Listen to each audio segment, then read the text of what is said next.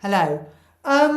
Before we get on to my little roundup of national irritations, I want to spend a minute talking about a national treasure, Patricia Routledge. Routledge. You see, Bucket, Bouquet, Bucket, Bouquet, Routledge, who has passed away at the age of 96. I loved her. I loved Keeping Up Appearances, Onslow, and Hetty Wainwright.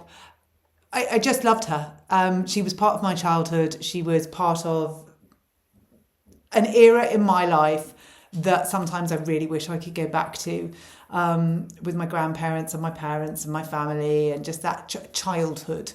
She was part of that narrative, and I was really sad to hear that she had passed away, because there's some things in life that make you smile. There's some people in life that are a constant. There's some aspects of your life that when everything else is rubbish, you have Hyacinth Bucket, and we don't have so many of them anymore, and there's less and less to be happy about, although it is the new series of All Creatures Great and Small on Channel 5, and oh my goodness me, I mean, I'm in it.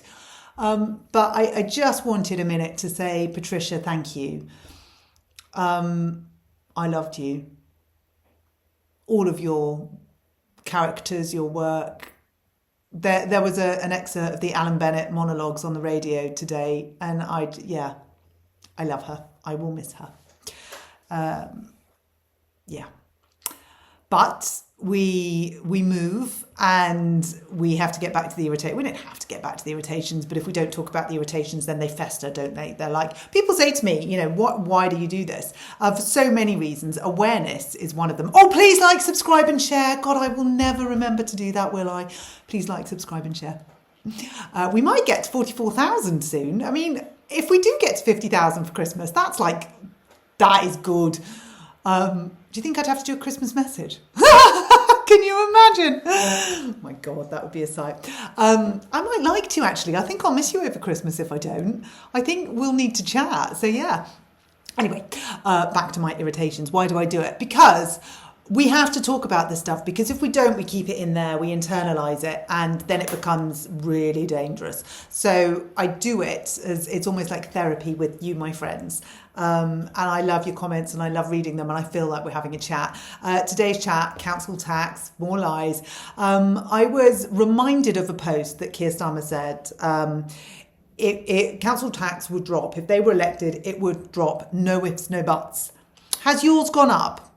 So it then made me have a look at whose council tax has gone up. And let's have a look at whose council tax has gone up, what area. So if you live in the following places, your council tax has gone up: Cambridgeshire, Derbyshire, Devon, East Sussex, Essex, Gloucestershire, Hampshire, Hertfordshire, Kent, Lancashire, Leicestershire, Lincolnshire, Norfolk, Nottinghamshire, Oxfordshire, Staffordshire, Suffolk, Surrey, Warwickshire, West Sussex, Worcestershire, Barking and Dagenham, Barnet, Bexley, Brent, Bromley, Camden, City of London, Croydon, Ealing, Enfield, Greenwich, Hackney, Hammersmith and Fulham, Haringey, Harrow, it's like the football pools, isn't it? Havering 4.99%, Hillingdon 4.99%, Hounslow 4.99%, Islington 4.99%, Kensington and Chelsea, Kingston upon Thames, Lambeth, Lewisham, Merton, Newham, Redbridge, Richmond upon Thames, Southwark, Sutton, Tower Hamlets, Waltham Forest, Wandsworth, Westminster,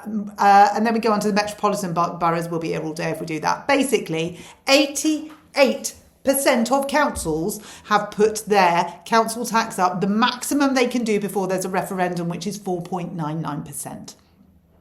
But he said it wouldn't go up. No ifs nor buts. Now, when are we going to start just itemising his lies? When are we going to start itemising them and saying, answer this one, deal with this one? Okay, tick, answer this one, deal with this one. No one ever does. Why have we not got Kemi Badenoch, because she's in the opposition at the minute? Why is she not going through them bit by bit by bit? And instead of going, you've done this, and then he just goes, I've done this, and talks about the good things he's done. Why can't she say, you've done this, answer? And he answers. And then she goes, and you've done this, answer. And he answers. He doesn't. So we've got 88% of local authorities have put their council tax up by the maximum they were allowed, 4.99%. And he said it wouldn't go up, no ifs, no buts. And God, that does my nut in. Because if your pothole's been fixed, how often do your bins get emptied? I mean, in Birmingham, they don't. So ours are once a fortnight. So we get the black bin, which is general purpose, one week, and then we get the recycling bin the other week, and then we get the green bin that we pay for, or the brown bin actually, which is all the green waste that you have to pay for on top of, that is through certain months of the year. Wow. That's what I mean. The street lighting, does yours work? Can you get an appointment at your doctor's surgery? How are your buses? Our buses are being cancelled more than they're being put on. I mean, it's where is this money? What's it going for? And the easy answer is, oh, well, it was the last government and they left such a mess that it's going to cost so much to get out of it. Really? Do you know what? I'd buy that. I'd actually buy that if I could see any signs of getting out of it. But instead, what we're doing is employing people for 40 grand a year to do a part-time job from home about inclusion, diversity and equality, which effectively means that if there's one area of the council that needs looking at, I mean, it's Rachel Reeves' clipboard standing there going, do you feel like you have been fairly treated today? But I can only ask you those questions on a Monday, Wednesday, Friday between the hours of 12 and 12:31. And then you can't contact me. I can contact you, and I'm going to get paid £40,000 for doing that remotely. So I could be your local council's EDI officer, but whilst working from the Outer Hebrides, doesn't really matter, and I'm going to get 40 grand for it. I mean, really, that's where it's going. That's what we're spending this money on.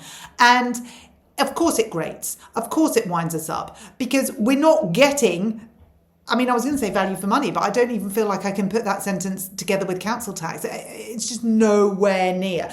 And people say to me on a regular basis, well, what would you do, Anna? You think you've got all the answers. Do you know what I would do? It's really interesting.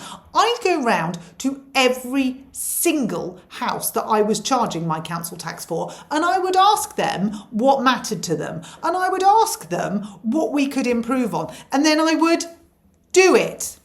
Now, you might turn around and say, oh, well, people do get a survey and they do that. But if they haven't got the money in the first place, do you know what? I wouldn't do the bits that people didn't ask for. So I suspect the majority of people where we live would be talking about street lighting, potholes and bins. So they would be my three priorities. And that would be where the next year's money and focus went. And of course, we would try and keep the Christmas tree up at Christmas, and we would try and keep the Christmas lights up, and we would try and do all of those lovely things. But if they're the bits that matter to people, we'd get that up and running and sort that out again. And then do you know what I would do? I'd go with a massive marker pen through all the jobs and the bits that weren't efficient. Now, I am a woman that can iron, dictate an essay, feed a dog and clean a toilet all at the same time. I know. You might not want to aspire to doing that, and you might not think that's cool, but I can do it. Do you know why? Because I've got a limited amount of time and I've got a lot of stuff that I've got to do in it. So I utilise it, I make it work. I often don't stop for a lunch break. I know, shoot me now. No, I'm not saying we all need to be martyrs for the cause. That's not very good well-being on my part. I'm not saying we all need to do that, but I'm saying there are times when in crisis, we kind of have to do what we've got to do. We roll our sleeves up and we crack on with it, and we hope that we do it for a short amount of time, so that if we do it for a short amount of time, in the long term, things change and things get done, and we're proactive about it. So I know that if I have a Monday where I'm doing 78 jobs with all of my different tentacle arms, but I get it done, then guess what? On Tuesday, I haven't got to do them. So on Tuesday, I can do my college work, or I can do the other things that I want to prioritise. And so was thus. But right now, we work in an environment, well, we don't really work in an environment, do we? Because, you know, Angela Rayner, her parting gift to all of us was that she was going to make it harder and harder and harder for employers and easier and easier and easier for employees. And graft, what's that? I mean, that was the thing back in sort of like the 70s, wasn't it? That's the thing that like your grandparents talk about. No, it's a real thing. It's a thing, it's called productivity. It's what we do. We get out what we put in. I don't know. I feel like that's a bit old fashioned, and I feel like people might turn around and say, it's not very 2025. I don't think I am very 2025, if I'm totally honest. When I was watching All Creatures Great and Small yesterday, I mean, don't get me wrong, I don't want to go back to the war years, but I really appreciate some of those values. I really appreciate some of those ways of lives. and not all of them, but some of them. And I feel like they've been lost along the way. And, you know, when I was watching the little kids playing with the teacups and the tea sets, and Helen was sitting making a cake at the table, you know, maybe I'm hankering for better days. Maybe I'm being a bit rose-tinted glasses and nostalgic. I mean, and obviously I wasn't alive then. So it's hilarious how I can make this assumption based on the fact that I was born in 1976. But the values I feel like we're missing as a country. And I mean, not us, obviously. You and I think we've got it down pat, but it's just that the Labour Party don't seem to be listening. Anyway, that's my little rant on council tax. I don't know where you stand with that. I feel like I could have alienated quite a lot of people. But, you know, we can't agree on everything, can we? I would absolutely be getting my marker pen out. I'd be getting rid of a lot of stuff, and I'd be focusing on the bits that matter just for the first year. And then once we've got it up and running and we've got the processes in place, then do you know what? We could make a difference in other areas. I know, it's revolutionary.